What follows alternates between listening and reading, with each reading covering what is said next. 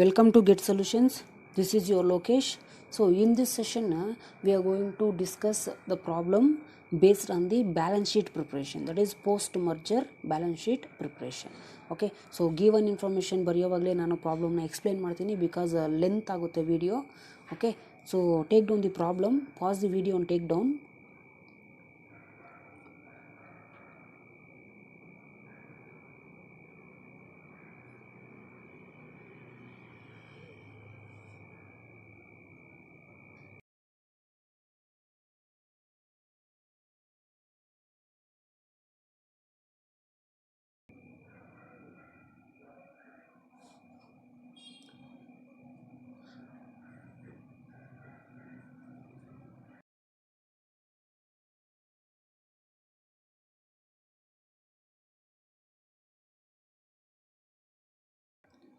Let's move on to the problem now.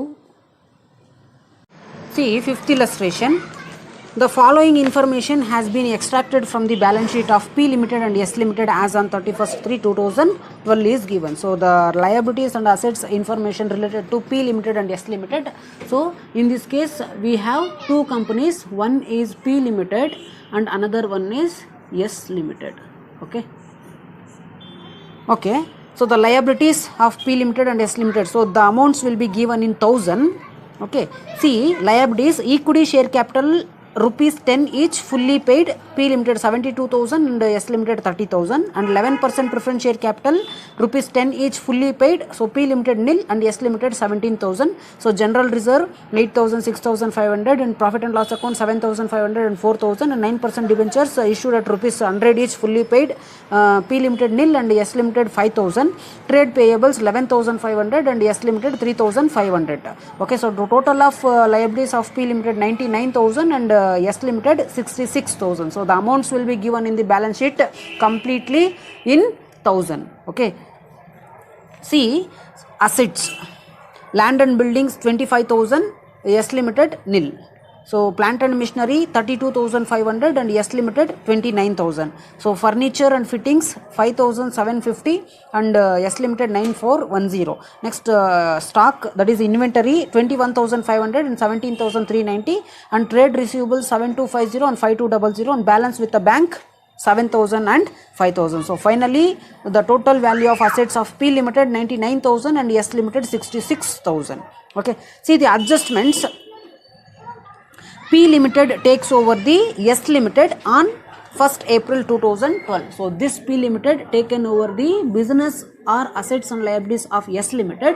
So on 1st April 2012. So 1st April 2012. Okay. See other related information. So discharges consideration for the business as follows. So ultimately P Limited will be taken over the business of S Limited, means P Limited will be going to pay the purchase consideration for taken over the business of S Limited. So regarding discharge of purchase consideration of P Limited is given below. So first it was issuing 35 lakhs fully paid equity shares of rupees 10 each at par to the equity shareholders. So ಯಾವ ತರ discharge ಮಾಡ್ತಿದೆ? So first they are speaking about regarding equity shares, right? So just you write down regarding equity shares. So equity shares ಅಲ್ಲಿ discharge ಮಾಡ್ತಿದ್ಯಾ ಅಂತ ಹೇಳ್ತಿದ್ದಾರೆ.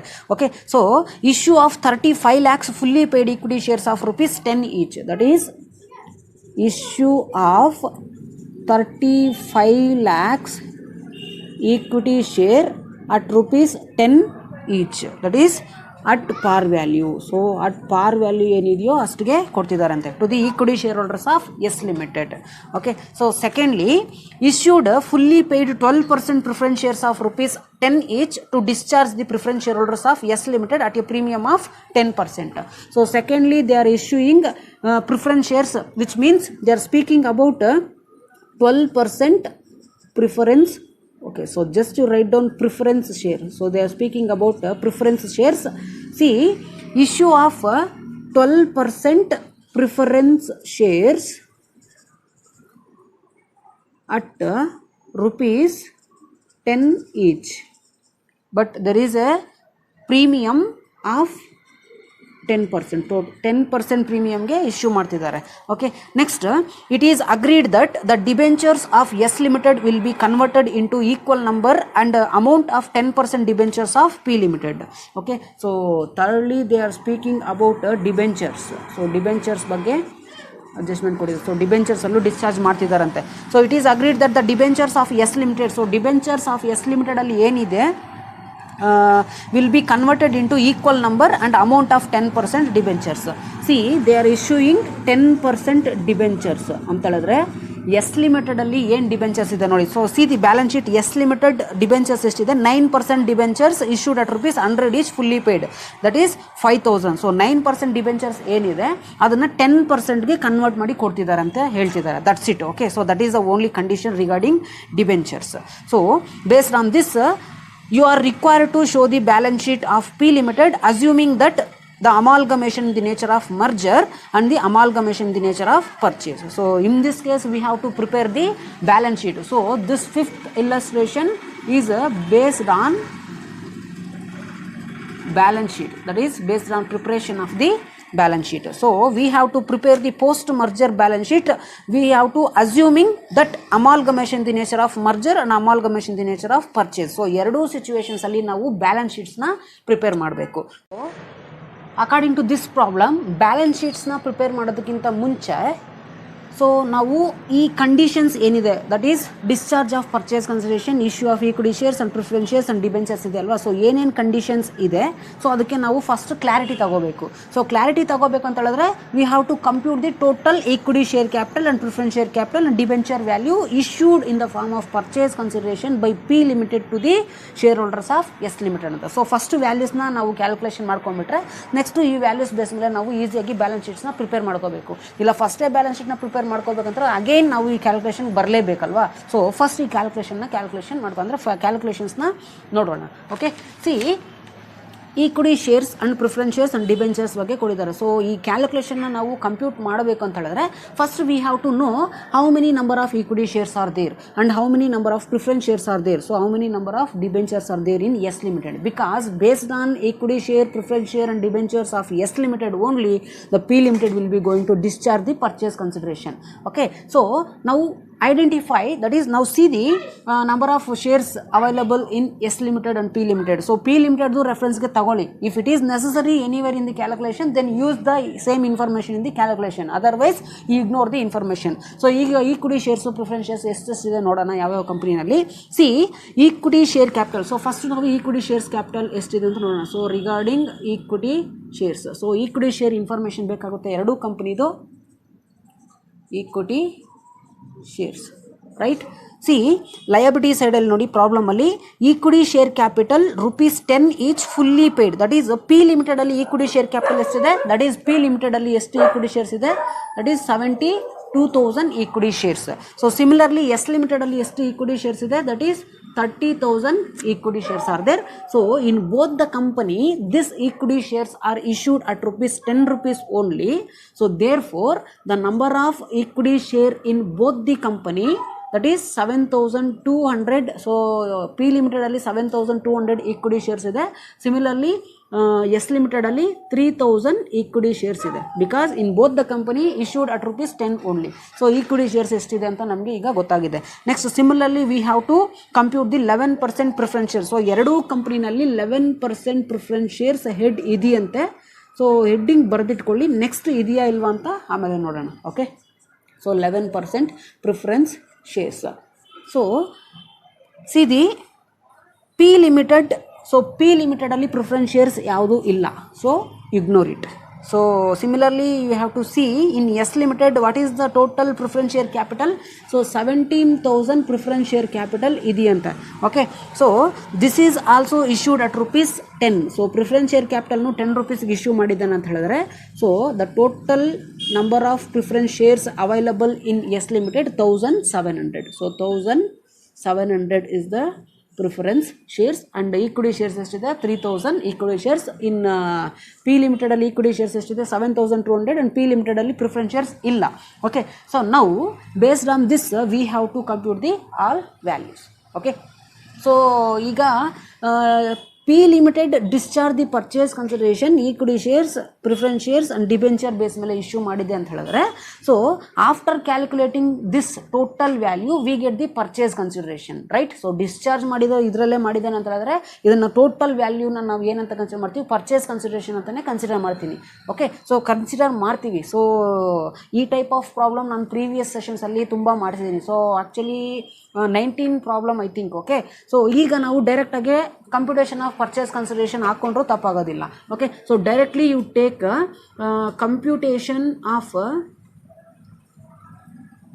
Purchase consideration, so or discharge of P C. So ಎರಡೂ same answer ಬರುತ್ತೆ. Okay, see how that transferee company will be going to discharge the purchase consideration to the transferor company. So you know very well which is the transferee company and which is the transferor company. So P Limited purchase ಮಾಡ್ತಿದೆ ಅಂತ ಹೇಳಿದ್ರೆ P Limited becomes transferee company and S Limited becomes transferor company, right? So ಈಗ ನೋಡಿ equity shares. So first ಬಂದ್ಬಿಟ್ಟು ರೆಫರೆನ್ಸ್ಗೆ ನಾವು equity share capital ಅಂತ ತಗೊಳ್ಳೋಣ. Because PC was issued by P Limited through issuing the equity shares. That is issue of 35 lakhs equity shares at rupees 10 each. That is issue of 35 lakhs equity shares at rupees 10 each, in the sense totally you will get, so 1 2 3 4 5 6, so 1 2 3 4 5 6, so 3 crore 50 lakhs ನಿಮಗೆ ಬರುತ್ತೆ. Okay, so 3 crore 50 lakhs is the total share capital issued by the P Limited to the S Limited equity shareholders. But balance sheets ಅಲ್ಲಿ ಎಲ್ಲ amount ಥೌಸಂಡ್ಸಲ್ಲಿ ಅಂತ ಹೇಳಿದ್ರೆ ಥೌಸಂಡ್ಸ್ಗೆ convert ಅಂದರೆ ಥೌಸಂಡ್ಸ್ನ divide ಮಾಡಿ ಕೊಟ್ಟಿರೋದ್ರಿಂದ, so we have to ignore this 3 zeros.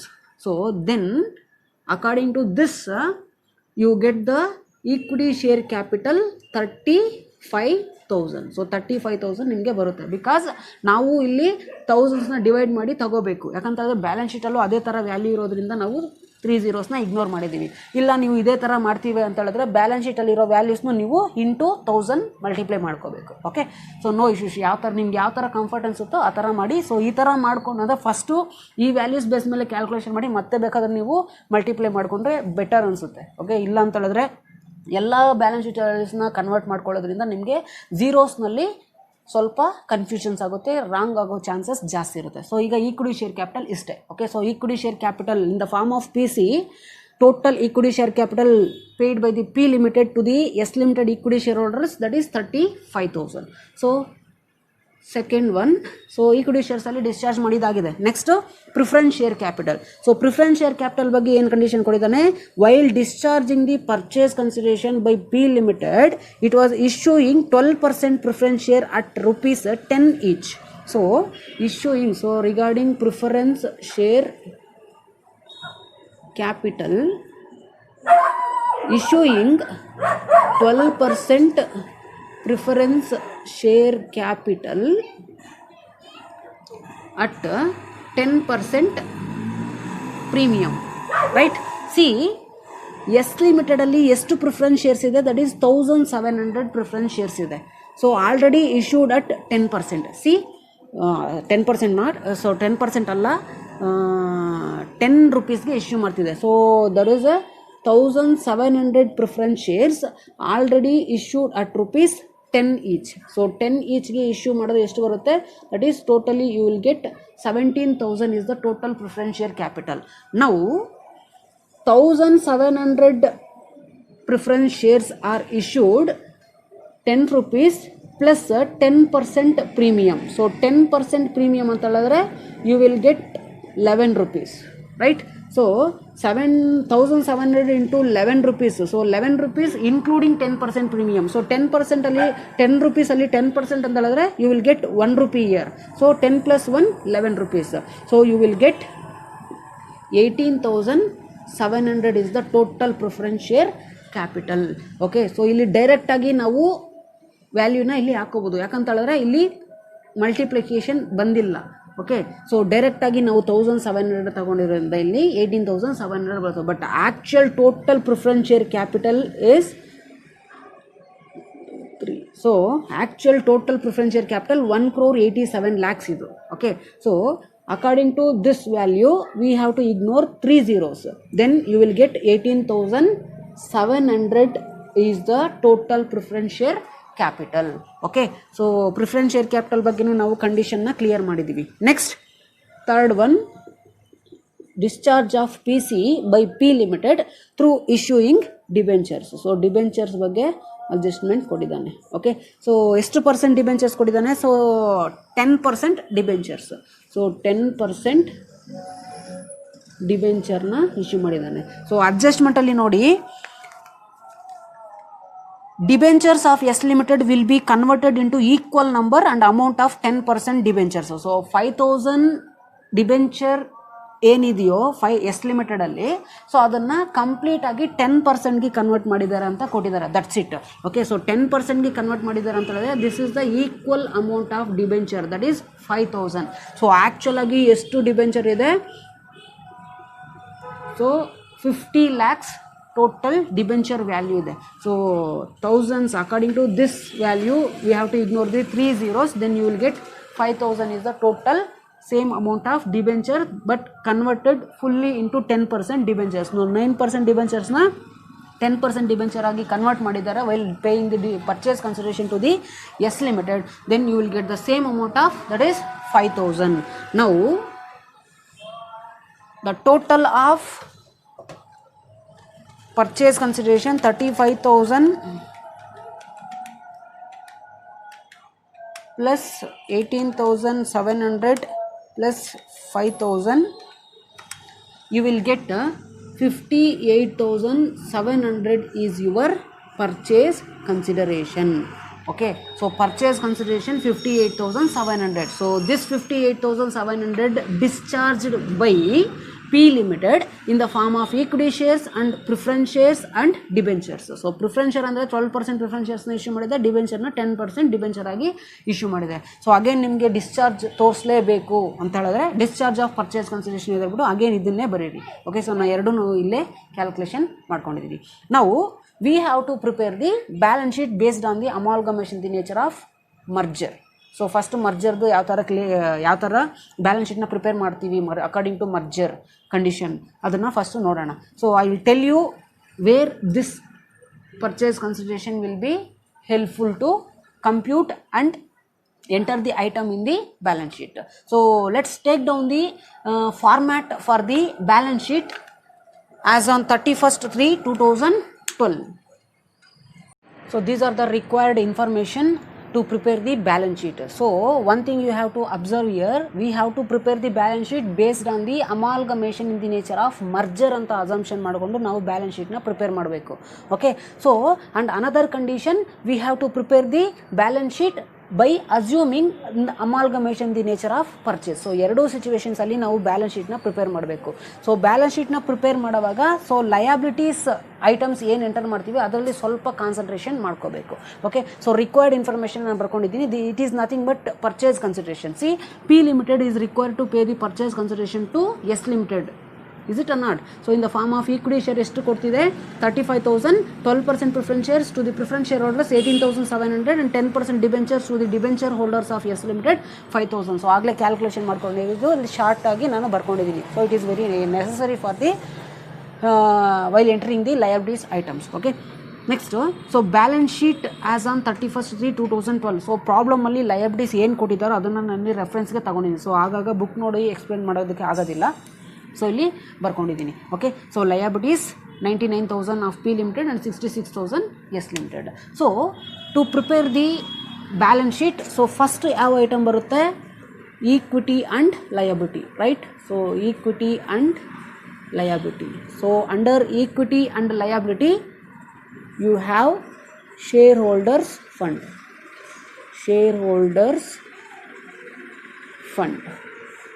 So shareholders fund alli equity share capital or equity shareholders fund. So equity share capital.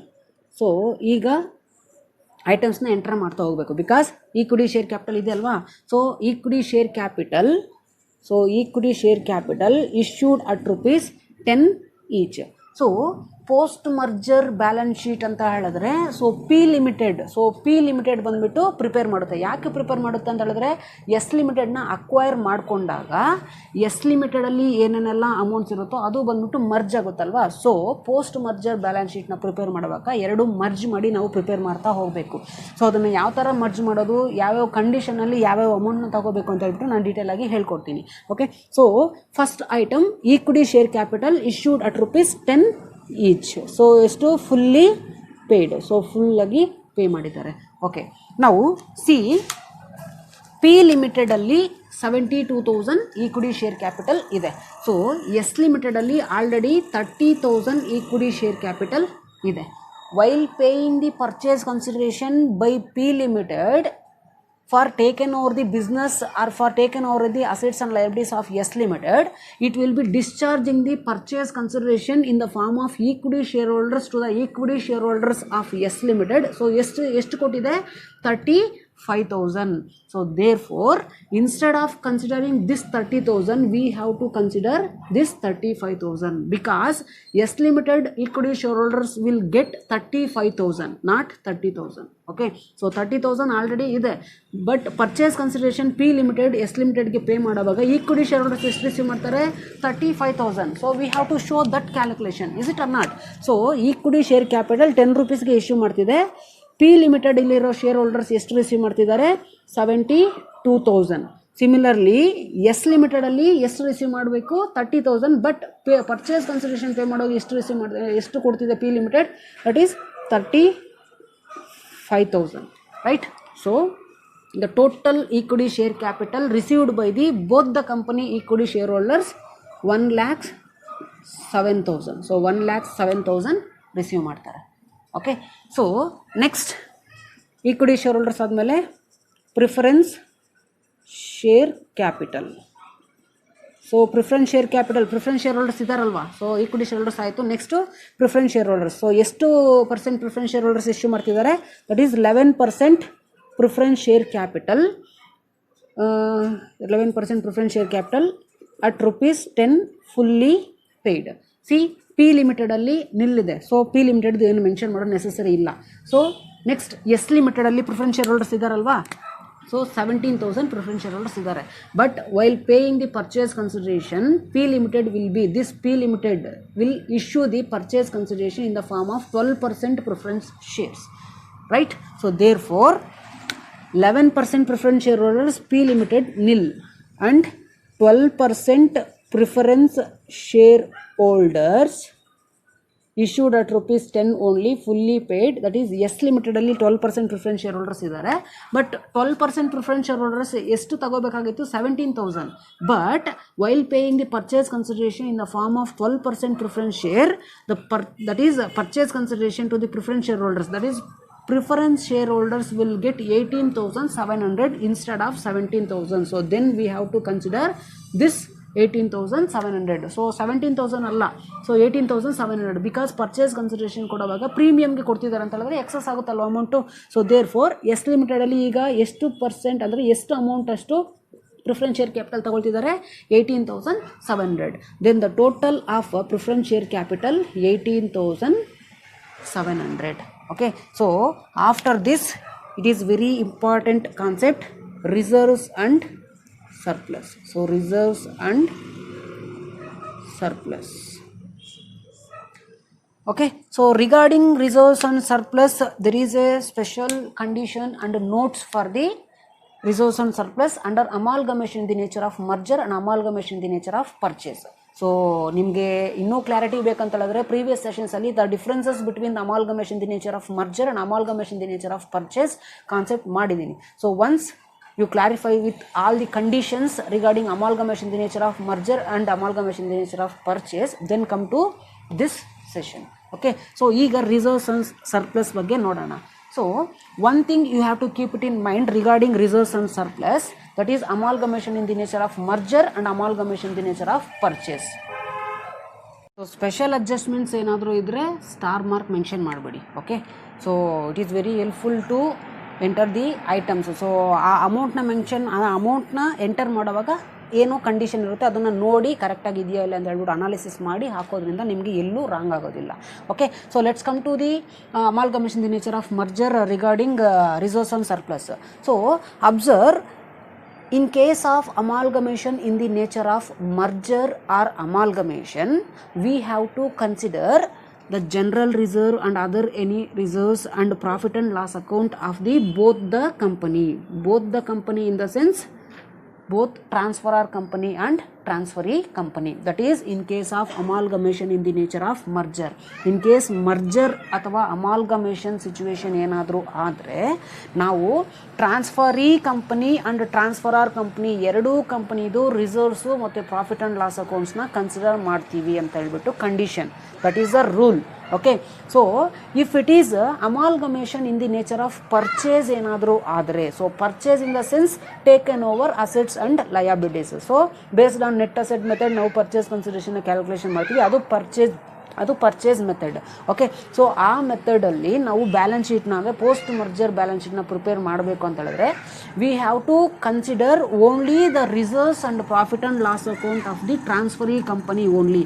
ಅಲ್ಲಿಗೆ merger ಕೇಸಲ್ಲಿ ನಾವು general reserve and profit and loss account ಎರಡೂ ಕಂಪ್ನಿದು ನಾವು consider ಮಾಡ್ತೀವಿ. In case amalgamation the nature of purchase ಏನಾದರೂ ಆದರೆ P limited ಅಂದರೆ 8,000 7,500 ಮಾತ್ರ ನಾವು ಕನ್ಸಿಡರ್ ಮಾಡ್ತೀವಿ. ಈ 6,500 4,000ನ ಇಗ್ನೋರ್ ಮಾಡ್ತೀವಿ. ಸೊ ಅದು ಆ ಕ್ಯಾಲ್ಕುಲೇಷನ್ಸ್ ಯಾವ ಥರ ಟ್ರೀಟ್ಮೆಂಟ್ ಮಾಡಬೇಕು ಅಂತ ಹೇಳ್ಬಿಟ್ಟು ನಾನು ಬ್ಯಾಲೆನ್ಸ್ ಶೀಟ್ ಪ್ರಿಪೇರ್ ಮಾಡುವಾಗ ಹೇಳ್ಕೊಡ್ತೀನಿ. Okay, see this is the case, that is nature of merger. So what I told before, in case of amalgamation in the nature of merger, we have to consider the all reserves and profit and loss account of the both the company. So ಎರಡು ಕಂಪನಿದು reserves and profit and loss account ನ consider ಮಾಡೋಣವಾ. So reserves and surplus, see general reserve and profit and loss account. So general reserve P ಕಂಪನಿದು ಎಷ್ಟಿದೆ, that is 8,000 and S Limited 6,500.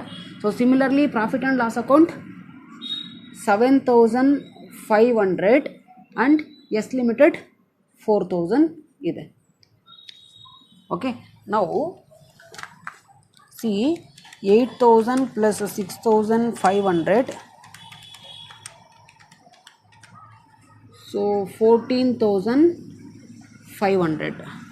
Next 7,500 plus 4,000, 11,500. So total 26,000. ಈಗ total ಎರಡೂ ಕಂಪನಿನಲ್ಲಿ ಎಷ್ಟು general reserve and profit and loss account balance ಇದೆ, 26,000. It is nothing but it is the balance of reserves and surplus. Let see how to adjust this total general reserve with the purchase consideration. See ಈಗ 26,000 general reserve and profit and loss account total balance ಬಂದಿದೆ. It is nothing but the balance of reserves and surplus. So amount ಎಷ್ಟಿದೆ, 26,000. So according to purchase consideration, after acquiring the business of S limited by P limited, ಎಷ್ಟು purchase consideration ಕೊಡಬೇಕು, 58,700 purchase consideration ಕೊಡಬೇಕು. ನಾವು we have the reserves 26,000. So ಈ ರಿಸರ್ವ್ಸಲ್ಲಿ ಏನಾದರೂ equity share ಹೋಲ್ಡರ್ಸ್ಗೆ ಮತ್ತು preference share ಹೋಲ್ಡರ್ಸ್ಗೆ ಏನಾದರೂ ಪೇಮೆಂಟ್ ಅಥವಾ ಸೆಟಲ್ಮೆಂಟ್ ಮಾಡಬೇಕಂತ ಹೇಳಿದ್ರೆ ಸೆಟಲ್ಮೆಂಟ್ ಮಾಡಿಬಿಡೋಣ. See according to purchase consideration only to equity share holders and preference share ಹೋಲ್ಡರ್ಸ್ಗೆ ಎಷ್ಟು ಕೊಡಬೇಕಂತ ನಾವು ಇಲ್ಲಿ ಕ್ಯಾಲ್ಕುಲೇಷನ್ ತಗೊಳ್ಳೋಣ. See consideration to equity shareholders according to purchase consideration. So equity shareholders ಗೆ ಎಷ್ಟು ಪೇ ಮಾಡಬೇಕು according to purchase consideration, so 35,000 rupees pay ಮಾಡಬೇಕು. So similarly 12% preference share capital ಹೋಲ್ಡರ್ಸ್ಗೆ ಎಷ್ಟು ಪೇ ಮಾಡಬೇಕು, 18,700 rupees ಪೇ ಮಾಡಬೇಕು. See what is the total amount, 35,000 plus 18,700, so total 53,700 pay ಮಾಡಬೇಕು. So according to purchase consideration P Limited is required to pay the total 53,700 to the equity shareholders and preference shareholders of S limitedಗೆ settlement ಮಾಡಬೇಕು. Okay. So ಇಲ್ಲಿ ಯಾಕೆ ಡಿಬೆಂಚರ್ಸ್ನ ತೊಗೊಂಡಿಲ್ಲ ಅಂತ ಹೇಳಿದ್ರೆ ಇನ್ನೂ debenture next ಸ್ಟೇಡಲ್ಲಿದೆ, ಅಲ್ಲಿ ಬಂದಾಗ ಅಮೌಂಟ್ನ ಕನ್ಸಿಡರ್ ಮಾಡೋಣ. ನಾವು you have to consider the PC2 equity share holders and 12% preferences. So total ಈಗ 53,700 ಕೊಡಬೇಕು. But already post merger balance ಶೀಟ್ನ ಪ್ರಿಪೇರ್ ಮಾಡ್ತಿದ್ದೆ ಅಂತ ಹೇಳಿದ್ರೆ S Limited equity share holders ಮತ್ತು ಪ್ರಿಫರೆನ್ಸ್ ಶೇರ್ ಹೋಲ್ಡರ್ಸ್ ಈ ಕಂಪ್ನಿಯಲ್ಲಿ ಮರ್ಜ್ ಆಗಿರ್ತಾರೆ. ಸೊ ಮರ್ಜ್ ಆಗಿರ್ತಾರೆ ಅಂತ ಹೇಳಿದ್ರೆ ಈ 30,000 ಈಕ್ವಿಟಿ ಶೇರ್ ಕ್ಯಾಪಿಟಲ್ ಏನಿದೆ, ಈ 17,000 ಪ್ರಿಫರೆನ್ಸ್ ಶೇರ್ ಕ್ಯಾಪಿಟಲ್ ಏನಿದೆ ಅದನ್ನು ತಗೊಂಡೇ ಬಂದಿರ್ತಾರೆ ಈ ಕಂಪನಿಗೆ. ಸೊ ಈಕ್ವಿಟಿ ಶೇರ್ ಹೋಲ್ಡರ್ಸ್ ಎಷ್ಟು ತಗೊಂಡ್ಬಂದಿದ್ದಾರೆ? 30,000 ಈಕ್ವಿಟಿ ಶೇರ್ ಕ್ಯಾಪಿಟಲ್ ತಗೊಂಡ್ಬಂದಿದ್ದಾರೆ according to balance sheet as on 31/3/2012. But according to purchase consideration ಎಷ್ಟು ಕೊಡಬೇಕು? ಪಿ ಲಿಮಿಟೆಡ್ 35,000 ಕೊಡಬೇಕು. ಬಟ್ ಆಲ್ರೆಡಿ ಎಷ್ಟು ತಗೊಂಡ್ಬಂದಿದ್ದಾರೆ? 30,000 ತಗೊಂಡ್ಬಂದಿದ್ದಾರೆ, ಅಂದರೆ 30,000 ಪೇಮೆಂಟ್ ಮಾಡಿದೆ. Preference share holders. So preference share holders ಎಷ್ಟು ತಗೊಂಡ್ಬಂದಿದ್ದಾರೆ? That is 17,000 preference share capital ತಗೊಂಬಂದಿದ್ದಾರೆ. ಸೊ 17,000 ಪ್ರಿಫರೆನ್ಸ್ ಶೇರ್ ಕ್ಯಾಪಿಟಲ್ ತಗೊಂಬಂದಿದ್ದಾರೆ ಅಂತ ಹೇಳಿದ್ರೆ ಇವಾಗ total value of equity share and preference share capital ಎಷ್ಟಿದೆ? ಆಲ್ರೆಡಿ 47,000. ಸೊ 47,000 ಇದೆ ಅಂತ ಹೇಳಿದ್ರೆ ಈ ಪರ್ಚೇಸ್ ಕನ್ಸಿಡರೇಷನ್ 53,700 ಏನು P limited S Limited equity share ಹೋಲ್ಡರ್ಸ್ಗೆ ಮತ್ತು ಪ್ರಿಫರೆನ್ಸ್ ಶೇರ್ ಹೋಲ್ಡರ್ಸ್ಗೆ ಪೇ ಮಾಡಬೇಕು, ಅದರಲ್ಲಿ ಆಲ್ರೆಡಿ 47,000 ಈಕ್ವಿಟಿ ಶೇರ್ ಕ್ಯಾಪಿಟಲ್ ಅಷ್ಟು ಪೇ ಮಾಡಿದೆ, ಅಥವಾ ಈಕ್ವಿಟಿ ಶೇರ್ ಹೋಲ್ಡರ್ಸ್ ಮತ್ತು preference share holders already P ಲಿಮಿಟೆಡಲ್ಲಿ ಇದ್ದಾರೆ. ಸೊ ಎಷ್ಟು ಎಕ್ಸಸ್ ಕೊಡಬೇಕು ಅಂತ ಹೇಳಿದ್ರೆ ಈ 53,700 ಟೋಟಲ್ ಪರ್ಚೇಸ್ ಕನ್ಸಿಡರೇಷನಲ್ಲಿ already 47,000 equity share holders and preference share holders value ಅಷ್ಟು ಇದೆ. ಸೊ ಇನ್ನೂ ಎಷ್ಟು ಪೇ ಮಾಡಬೇಕು? ಈ 53,700ಅಲ್ಲಿ 6,700 ರೂಪೀಸ್ ಈಕ್ವಿಟಿ ಶೇರ್ ಹೋಲ್ಡರ್ಸ್ ಮತ್ತು ಪ್ರಿಫರೆನ್ಸ್ ಶೇರ್ ಹೋಲ್ಡರ್ಸ್ಗೆ ಕೊಡಬೇಕು. ಸೊ ಈಗ ಈ 6,700 ರೂಪೀಸ್ ಯಾವುದರಿಂದ ಕೊಡೋದಕ್ಕೆ ಸಾಧ್ಯ ಅಂತ ಹೇಳಿದ್ರೆ ನಮ್ಗೆ ಏನು ರಿಸರ್ವ್ಸ್ ಮತ್ತು ಸರ್ಪ್ಲಸ್ ಎಕ್ಸಸ್ ಬಂದಿದೆಯೋ ಅದರಿಂದ ಮಾತ್ರ ಕೊಡೋದಕ್ಕೆ ಸಾಧ್ಯ. ಸೊ ಈಗ actual balance of reserves and surplus ಬರುತ್ತೆ after settlement made by the P limited to the equity share holders and preference share holders of S Limited. 26,000ನಲ್ಲಿ 6,700 ಈಕ್ವಿಟಿ ಶೇರ್ ಹೋಲ್ಡರ್ಸ್ಗೆ ಮತ್ತು ಪ್ರಿಫರೆನ್ಸ್ ಶೇರ್ ಹೋಲ್ಡರ್ಸ್ಗೆ ಏನಿದೆಯೋ ಅದನ್ನು ಸೆಟಲ್ಮೆಂಟ್ ಕೊಟ್ಬಿಡೋಣ. ಅಂದರೆ ಸೆಟಲ್ಮೆಂಟ್ ಮಾಡಿದ್ದಾದಮೇಲೆ ಸೊ ರಿಸರ್ವ್ಸ್ ಆ್ಯಂಡ್ ಸರ್ಪ್ಲಸ್ ಎಷ್ಟಿದೆ? ಬ್ಯಾಲೆನ್ಸ್ 19,300. ಈ 19,300ನ ಇಲ್ಲಿ ತಗೊಳ್ಳಿ. Okay, so after considering this reserves and surplus, so this is the actual value of reserves and surplus. So ಇದೊಂದು ನೀವು ಕಾನ್ಸಂಟ್ರೇಷನ್ ಮಾಡಬೇಕು. Amalgamation in the nature of merger ಆದರೂ ಆಗಲಿ, amalgamation in the nature of purchase ಆದರೂ ಆಗಲಿ. So after this so 4 ಐಟಮ್ನ consider ಮಾಡಿದ್ದೀವಿ. Still we have to consider 9% debentures and trade payables. Okay, so ಇದನ್ನು ಪಾಸ್ ಮಾಡಿ, ವಿಡಿಯೋ ಪಾಸ್ ಮಾಡಿ ತಗೊಳ್ಳಿ, ಬರ್ಕೊಳ್ಳಿ. ಸೊ ಪರ್ಚೇಸ್ ಕನ್ಸಿಡರೇಷನ್ ಇನ್ಫಾರ್ಮೇಷನ್ ಏನಿದೆಯೋ ಅದನ್ನು ರಬ್ ಮಾಡಿದ್ದೀನಿ. ಸೊ 10% ಡಿಬೆಂಚರ್ 5,000 ಮಾತ್ರ ನಾನು ಇಲ್ಲೇ ಬಿಟ್ಟಿದ್ದೀನಿ. ಬಿಕಾಸ್ ಈ 10% ಡಿಬೆಂಚರ್ ವ್ಯಾಲ್ಯೂನ ನಾನು ಬ್ಯಾಲೆನ್ಸ್ ಶೀಟಲ್ಲಿ ಕನ್ಸಿಡರ್ ಮಾಡಬೇಕು. ಸೊ ಮತ್ತೆ ಅಡ್ಜಸ್ಟ್ಮೆಂಟ್ ಇರುತ್ತಲ್ವ, ಸೊ ಅದನ್ನು ನೋಡ್ಕೊಳ್ಳೋದಕ್ಕೋಸ್ಕರ ನಾನು ಇಲ್ಲೇ ಬಿಟ್ಟಿದ್ದೀನಿ. Okay, so don't get confusion with the informations given here. Okay, so ಈಗ 10% ಬೇಕಾಗುತ್ತೆ ನನಗೆ. ಸೊ ಎಂಟೈರ್ ಲಯಬಿಲಿಟೀಸ್ನಲ್ಲಿ ರಿಸರ್ವ್ಸ್ನ ಕನ್ಸಿಡರ್ ಮಾಡಿದ್ದಾದಮೇಲೆ ಸೊ 9% ಡಿಬೆಂಚರ್ನ ಕನ್ಸಿಡರ್ ಮಾಡಬೇಕು. ಸೊ 9% ಡಿಬೆಂಚರ್ನ ಕನ್ಸಿಡರ್ ಮಾಡೋದಕ್ಕೆ ಪಿ ಲಿಮಿಟೆಡಲ್ಲಿ ನಿಲ್ಲಿದೆ. ಬಟ್ ಟು ಎಸ್ ಲಿಮಿಟೆಡ್ ಎಷ್ಟು ಪರ್ಸೆಂಟ್ ಡಿಬೆಂಚರ್ ಇಶ್ಯೂ ಮಾಡಿದ್ದಾರೆ? 5,000. That is equal amount of debenture, but only fully converted into 10% from 9%. That is the condition. So debenture ಯಾವ ಹೆಡ್ಡಲ್ಲಿ ಬರುತ್ತೆ?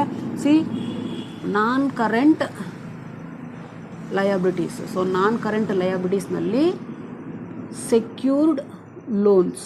ಸೊ ಸೆಕ್ಯೂರ್ಡ್ ಲೋನ್ಸಲ್ಲಿ ಬರುತ್ತೆ. ಸೊ ಸೆಕ್ಯೂರ್ಡ್ ಲೋನ್ಸಲ್ಲಿ 10% ಡಿಬೆಂಚರ್ ಅಂತ ಬರ್ಕೊಂಡು ಟೋಟಲ್ ಪಿ ಲಿಮಿಟೆಡ್ ನಿಲ್ಲಿದೆ. ಸೊ ಡೈರೆಕ್ಟಾಗಿ ನೀವು 5,000 ಬರ್ಕೊಳ್ಳಿ.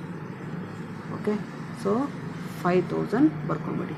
Okay, so after this we have to consider the current liability, that is trade payable. That's it.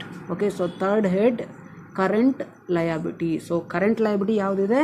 Trade payables. So what is the total trade payable of P limited ಎಷ್ಟಿದೆ? 11,500 plus 3,500. So ಎಕ್ಸಾಮಲ್ಲಿ ನೀವು ಬರೆಯುವಾಗ P limited and S limited ಅಂತ compulsory ತೋರಿಸಿ. ಓಕೆ, so total 11,500 3,500 you will get 15,000. So 15,000. So complete ಎಲ್ಲ ಇನ್ಫಾರ್ಮೇಷನ್ನು ನಾವು ಥೌಸಂಡ್ಸಲ್ಲೇ ಕೊಡೋಣ. ಓಕೆ, ಸೊ ಬೈ ಡಿವೈಡಿಂಗ್ 1000 ನಾವು make a total 11,500 plus 3,500. Yes, 15,000. Now make a total So 1,07,000 plus 18,700, 19,300, next 5,000, next last 15,000. So you will get 1,65,000 is the total liability balance. So total liabilities. Now you have to enter the assets item. So assets item na enter ಮಾಡಬೇಕು. So this is the way of presenting the balance sheet according to new format. So reserves ಮತ್ತು surplus ಬಗ್ಗೆ ಸ್ವಲ್ಪ concentration ಮಾಡಿ, amalgamation the nature of merger. Okay, so next amalgamation the nature of ಪರ್ಚೇಸಲ್ಲಿ ನಾವು ಯಾವ ಥರ balance ಶೀಟ್ನ prepare ಮಾಡೋದಂತ ನೋಡೋಣ. ಸೊ ಅದಕ್ಕಿಂತ ಮುಂಚೆ ಅಸೆಟ್ಸ್ನ ಎಂಟರ್ ಮಾಡಿಬಿಡೋಣ. Okay, see now we have to enter the items of assets. So ಪ್ರಾಬ್ಲಮಲ್ಲಿ ಏನು ಅಸೆಟ್ಸ್ ಇದೆಯೋ, ಸೊ ಪ್ರಾಬ್ಲಮ್ನೇ ಇಲ್ಲಿ ನಾನು ಬರ್ಕೊಂಡಿದ್ದೀನಿ. ಓಕೆ, ಸೊ ಆಗಾಗ ಬುಕ್ ನೋಡೋದಕ್ಕಾಗೋದಿಲ್ಲ ಅಂತ. ಸೊ ಈಗ ಏನೇನು ಐಟಮ್ಸ್ ಇದೆಯೋ asset side we have to enter one by one. So first we have to enter the fixed assets. So heading ಏನು ತಗೊಳ್ತೀರಾ ಅಂತ ಹೇಳಿದ್ರೆ, so according to new format take as non current assets. So non current assets ಅಂತ ತಗೊಳ್ಳಿ first. So ಅದರಲ್ಲಿ ನಿಮಗೆ fixed asset ಅಂತ ತಗೋಬೇಕು. So fixed assets. So under fixed asset you have to take tangible assets. So tangible assets. So ಈಗ tangible assets ಯಾವುದಾದಿದೆ ನೋಡಿ, land and building and plant and machinery and furniture and fittings. Okay, so land and building, plant and machinery and furniture and fittings. So P ಲಿಮಿಟೆಡಲ್ಲಿ land and building ಎಷ್ಟಿದೆ, 25,000. So S ಲಿಮಿಟೆಡಲ್ಲಿ ನಿಲ್ಲಿದೆ. So directly you take here 25,000. Next plant and ಮಿಷನರಿನಲ್ಲಿ ಎಷ್ಟಿದೆ, P ಲಿಮಿಟೆಡಲ್ಲಿ plant and machinery 32,500 plus S ಲಿಮಿಟೆಡಲ್ಲಿ 29,000. Okay, so similarly furniture and fittings 5,750 plus 9,410 is the values. Okay, now 32,500 plus 29,000, 61,500.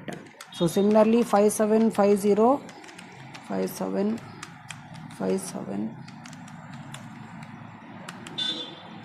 15,160. Now the total of total tangible assets 25,000 plus 61,500 plus 15,160. So 1,01,660 is the total tangible assets. Okay, so next you have to take intangible assets. Intangible asset. See, is there any intangible assets? No, there is no intangible assets. So after this you have to take that is the second heading, non-current investment. So non-current investment or long-term investment ಯಾವ್ದಾದ್ರು ಇದೆಯಾ? No, there is no long-term investment. So then the next heading, current assets. See, what are the current assets given in the balance sheet? So inventory, trade receivables and balance with the bank. So inventory or stock, next trade receivables or bills receivables, next bank or cash balance. See, 21,500 plus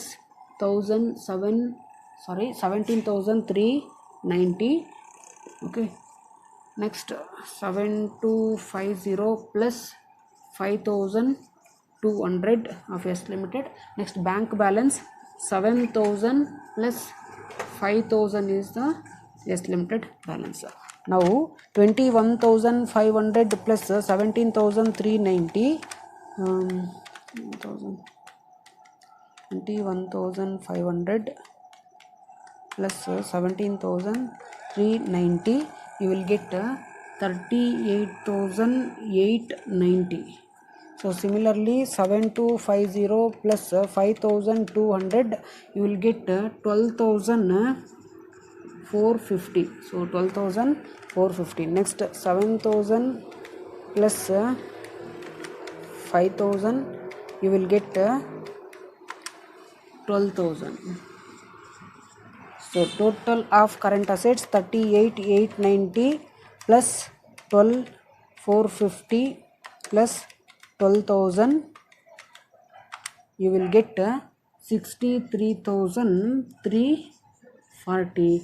Then total of this you will get 1,65,000. Okay, so all the amount divided by 1000. So thousands ಅಲ್ಲಿ enter ಮಾಡಿದ್ದೀನಿ.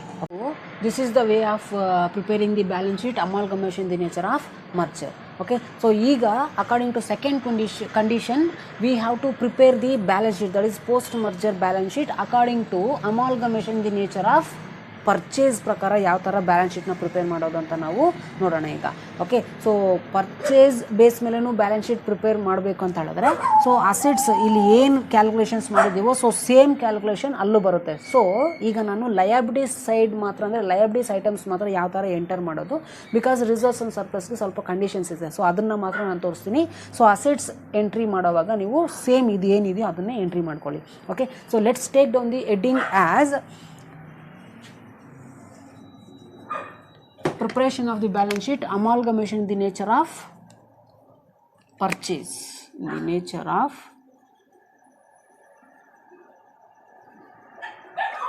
purchase. Now see, amalgamation in the nature of purchase in the sense that is acquisition.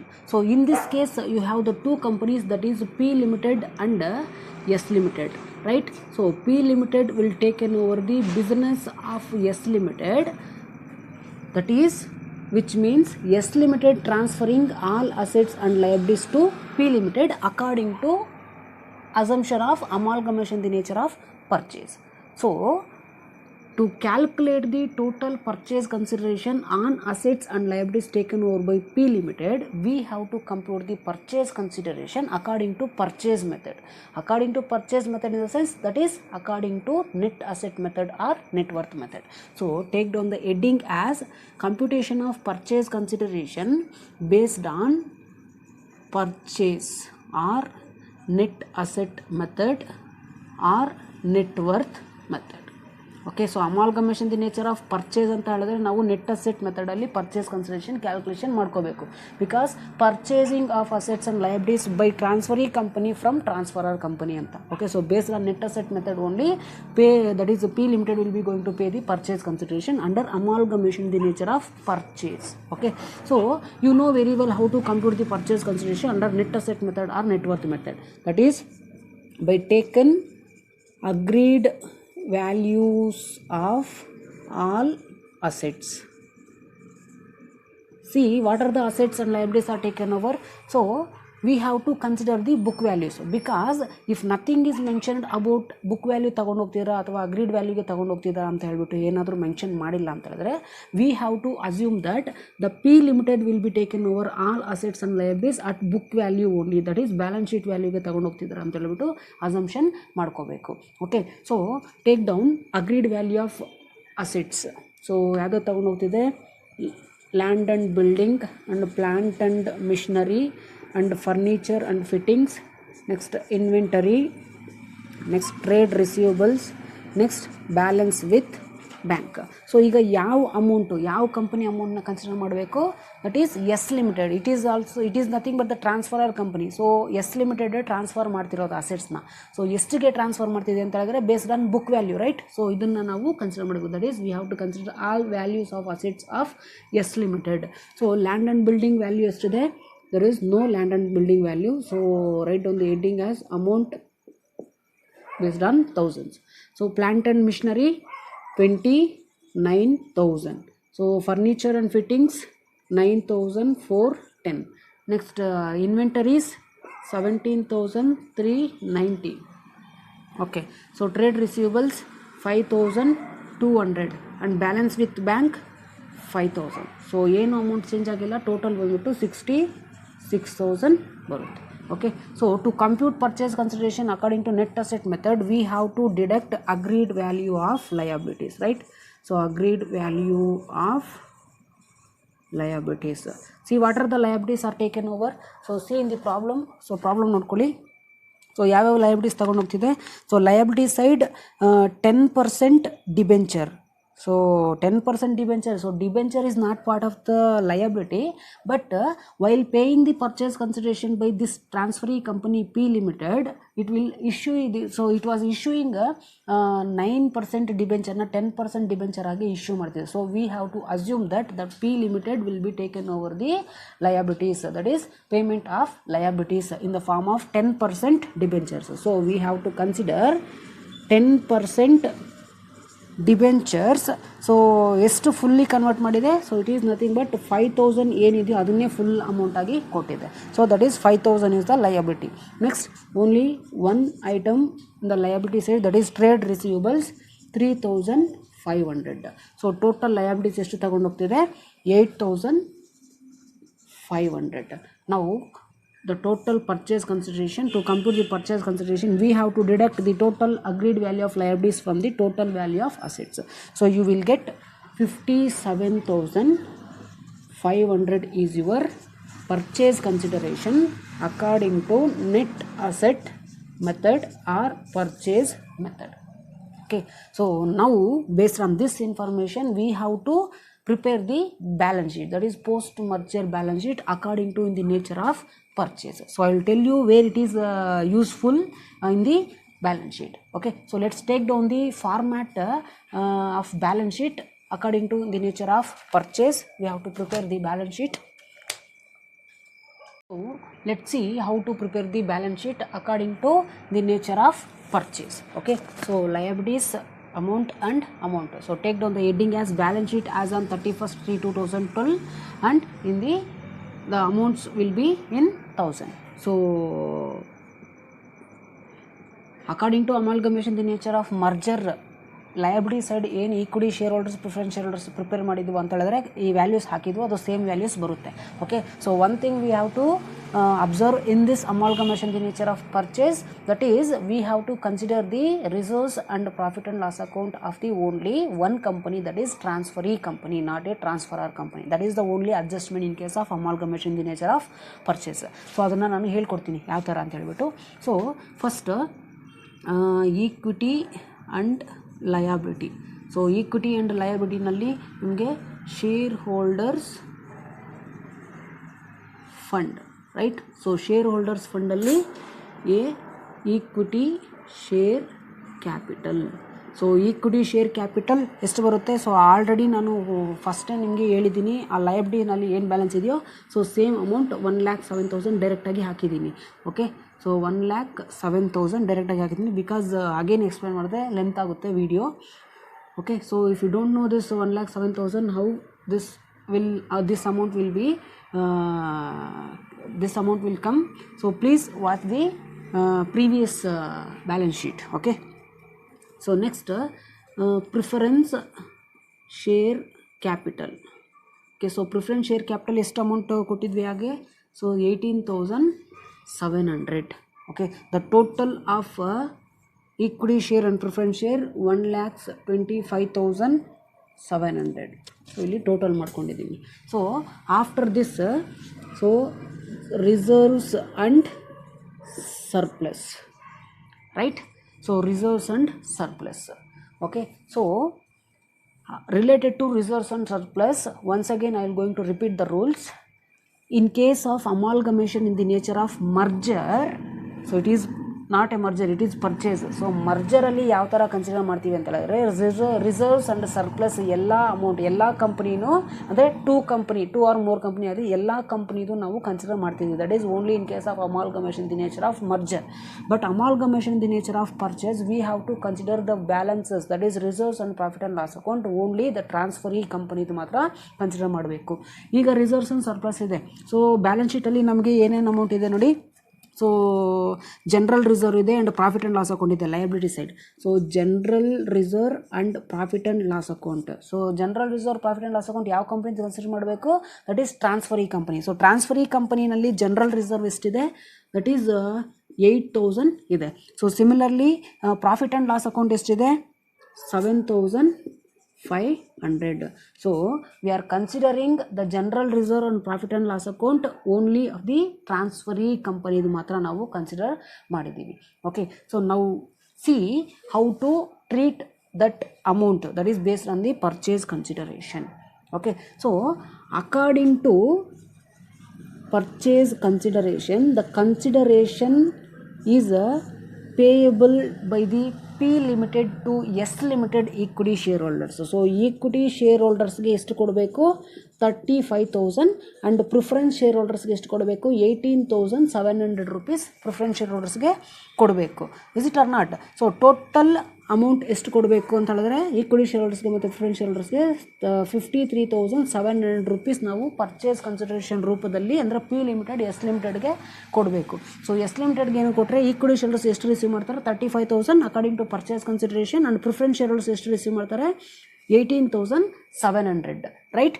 But according to net purchase method or purchase method, what is the total purchase consideration? 57,500 ಬಂದಿದೆ.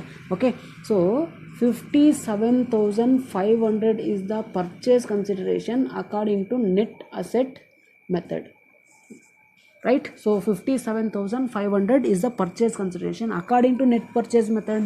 ಎಷ್ಟು ಕೊಡಬೇಕು purchase consideration? 57,500, right? So according to consideration to the equity shareholders and preference shareholders, so ಎಷ್ಟಿದೆ? 57,700, right? Sorry, 53,700. So ಈಗ 57,500 purchase ಕನ್ಸಿಡರೇಷನಲ್ಲಿ so equity share ಹೋಲ್ಡರ್ಸ್ಗೆ ಮತ್ತು preference share ಹೋಲ್ಡರ್ಸ್ಗೆ ಏನು ಸೇರಬೇಕು ಅದನ್ನು ಪೇಮೆಂಟ್ ಮಾಡಿಬಿಡೋಣ according to consideration. So in the form of discharge ಎಷ್ಟು ಮಾಡಬೇಕು? 35,000 ಮಾಡಬೇಕು. ಪ್ರಿಫರೆನ್ಸ್ ಶೇರ್ ಹೋಲ್ಡರ್ಸ್ಗೆ ಎಷ್ಟು ಡಿಸ್ಚಾರ್ಜ್ ಮಾಡಬೇಕು? 18,700. ನಮ್ಮ ಹತ್ರ ಪರ್ಚೇಸ್ ಕನ್ಸಿಡರೇಷನ್ ಅಂತ ಹೇಳಿದ್ರೆ 57,500. ಸೊ 53,700 ಇದೆ. So this condition, once again you watch the previous video, that is the difference between the amalgamation in the nature of merger and amalgamation in the nature of purchase. If any differences between net asset taken over by the P Limited and the purchase consideration, then the balance will be treated as either goodwill or capital reserve. So ಇಲ್ಲಿ 57,000 purchase consideration according to net asset method ಬಂದಿದೆ. But what is the actual purchase consideration payable by the P Limited to the S Limited equity shareholders and preference shareholders? 57,300 pay ಮಾಡಿದೆ. Okay, so then the remaining balance you will get 3,800. So purchase consideration 57,500, pay ಮಾಡಿದೆ ಎಷ್ಟು? 53,700. So the consideration will be less than the total purchase consideration according to net asset method. Then the excess amount will be called as capital reserve. So ಈ excess ಅಮೌಂಟ್ನ ನಾವು ಏನಂತ treat ಮಾಡ್ತೀವಿ? Capital reserve. So ಇದೇ ಥರ ಡಿಫ್ರೆನ್ಸಸ್ನ ನಾವು goodwill ಅಂತಲೂ treat ಮಾಡ್ತೀವಿ. ಇಫ್ ಇನ್ ಕೇಸ್ ಈ ಅಮೌಂಟ್ ಏನಾದರೂ ಜಾಸ್ತಿ ಇದ್ದು ಈ ಅಮೌಂಟ್ ಏನಾದರೂ ಕಡಿಮೆ ಇದ್ದರೆ ಗುಡ್ವಿಲ್ ಅಂತ ಟ್ರೀಟ್ ಮಾಡ್ತಿದ್ವಿ. Okay, so year this capital reserve. So capital reserve transfer to reserves and surplus account. So capital reserve transfer to reserves and surplus account ಎಷ್ಟು? 3,800. Now total of general reserve and profit and loss account and capital reserve 8,000 plus 7,500 and 3,800. Again you will get 19,300 here. So 19,300 is your total reserves and surplus based on this condition. So ಇದನ್ನ ಮಾತ್ರ ನೀವು ನೆನಪಿಟ್ಕೊಳ್ಳಿ. So don't get confusions. Purchase consideration according to net purchase method 57,500. But discharge ಎಷ್ಟು ಮಾಡಬೇಕು? Equity share ಹೋಲ್ಡರ್ಸ್ಗೆ 35,000 rupees ಕೊಡಬೇಕು, ಅಂದರೆ in the form of equity share capital. Preference share ಕ್ಯಾಪಿಟಲ್ಗೆ ಪ್ರಿಫರೆನ್ಸ್ ಶೇರ್ ಕ್ಯಾಪಿಟಲ್ ಹೋಲ್ಡರ್ಸ್ಗೆ 18,700 ಕೊಡಬೇಕು. ಸೊ ಟೋಟಲ್ ಎಷ್ಟು ಕೊಡಬೇಕು? 53,700. So total purchase consideration 57,500. So discharge 53,700 ಮಾಡಬೇಕು.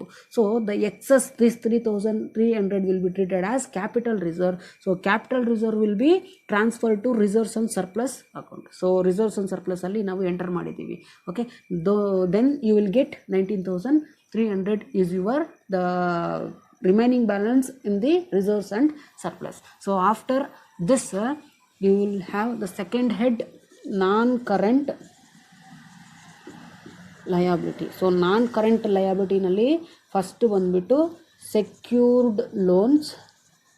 So under secured loans you will have 10% debenture. So 10% debenture ಅಂತ ಹೇಳಿದ್ರೆ ಆಲ್ರೆಡಿ ಯು ನೋ ಪಿ ಲಿಮಿಟೆಡಲ್ಲಿ debenture ಇದೆಯಾ? ಸಿ ಪಿ ಲಿಮಿಟೆಡಲ್ಲಿ ಡಿಬೆಂಚರ್ಸ್, ಸೊ ಪಿ ಲಿಮಿಟೆಡಲ್ಲಿ ಡಿಬೆಂಚರ್ಸ್ ಇಲ್ಲ. ಸೊ ಎಸ್ ಲಿಮಿಟೆಡಲ್ಲಿ only you have 5,000 debentures. So next B unsecured loans. So unsecured loans ಯಾವುದೂ ಇಲ್ಲ. So third one current liabilities. So current ಲಯಬಿಲಿಟೀಸ್ನಲ್ಲಿ trade payables ಮಾತ್ರ ಇದೆ. So trade payables of P limited 11,500 plus S limited 3,500. So the total of P limited and S limited 15,000. Now the total of liabilities 1,25,700, 19,300 and 5,000 and 15,000, 1,65,000. So this is the way of presenting the liabilities according to nature of purchase. So capital reserve ಅಥವಾ goodwill ಆದರೂ balancing figure ಬರುತ್ತೆ. So just concentration ಮಾಡಿ, that's it's very easy problem. So ಎಕ್ಸಾಮಲ್ಲಿ ನೀವು ನಿಮಗೆ ಮಾಡ್ತೀವಿ ಅಂತ confidence ಇದ್ದರೆ ತಗೊಳ್ಳಿ ಪ್ರಾಬ್ಲಮ್, ಇಲ್ಲಂತ ಹೇಳಿದ್ರೆ ಪರ್ಚೇಸ್ ಕನ್ಸಿಡರೇಷನ್ ಸೆಕ್ಷನ್ ಬಿಗೆ ಇರುತ್ತೆ, ಆ ಪ್ರಾಬ್ಲಮ್ನ ಕ್ಯಾಲ್ಕುಲೇಷನ್ ಮಾಡಿ. ಸೊ ರಿಮೈನಿಂಗ್ 12 ಮಾರ್ಕ್ಸ್ ಕ್ವಶನ್ಸ್ ಬಂದುಬಿಟ್ಟು ನಿಮಗೆ ಕನ್ಸಾಲಿಡೇಟೆಡ್ ಫೈನಾನ್ಷಿಯಲ್ ಸ್ಟೇಟ್ಮೆಂಟ್ ಮತ್ತು ಕ್ಯಾಶ್ ಫ್ಲೋ ಸ್ಟೇಟ್ಮೆಂಟಲ್ಲಿ ತಗೊಳ್ಳಿ. Okay, so it is very easy. So compare to this amalgamation the nature of purchase and amalgamation the nature of merger. Okay, so liabilities ಆದಮೇಲೆ assets. So after you have to enter the assets. So ಆಗಲೇ assets ಏನಿದೆಯೋ same information ಇಲ್ಲೂ ಬರೋದ್ರಿಂದ ನಾನು next explain ಮಾಡೋಕ್ಕೆ ಹೋಗೋದಿಲ್ಲ. So ಅಸೆಟ್ಸ್ನ ನೀವು ಬರ್ಕೊಳ್ಳಿ. So the total value of liabilities is 1,65,000 and assets also 1,65,000. Okay, so if you have any queries regarding capital reserve and goodwill and consideration of reserves and surplus, so please call me, or you can enter your query through this YouTube channel only, so that I will give a clarity for your all queries. So ಇಲ್ಲಿಗೆ ನಾನು ನಿಮ್ಮ ಈ chapter, that is amalgamation and merger, ಈ ಚಾಪ್ಟರ್ನ conclude ಮಾಡ್ತಿದ್ದೀನಿ. So if you have any queries, so please call me and I will give a clarity for your any doubts. Okay, so thanks for watching. If you still not yet subscribed to this YouTube channel, so please subscribe today only. So from next class we will discuss the next chapter. Okay, so thanks for watching once again.